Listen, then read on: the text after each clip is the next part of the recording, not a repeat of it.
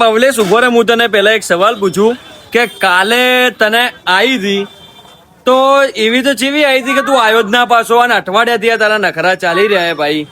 તું શું, અને હમણાં હાલ બી 10:30 વાગ્યા, કાલ બી 10:30 વાગ્યા, તો હમણાં હાલ રોજ 10:30 વાગે આવે, અને અઠવાડિયે કેવું ખબર હે તું આવે અને ખાલી હોય આઈને ભાઈ. કાલે 15મી ઓગસ્ટ હતી અને તમને ખબર હે કાલના વિડીયો આયા હતા ને, તો કાલ કેવું ખબર હે ઘેર જઈને પછી આવ્યો જ નહીં. એવી તો જેવી આવી અને કે આવ્યો જ ના.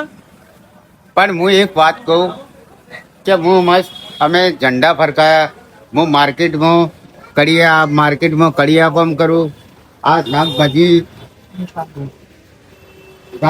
ઉપાડું ભાઈ, કોફી કડિયા કોમ છો જાય તું? કડિયા કોમ અહીંયા એ કડિયા કામ હું કરું કે ના કરું, બધી મકા કામ કરું.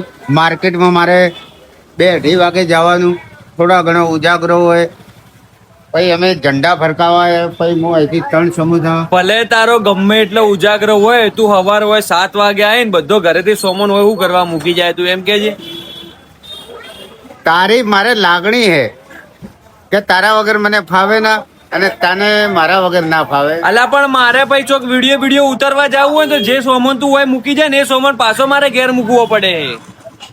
તો આજે મેં શું કર્યું કે આજે મેં કીધું આ તહેવાર હે અને થોડા ઘણું માતાજીનું પેલું એવું હે એટલે. આજ કયો તહેવાર હે?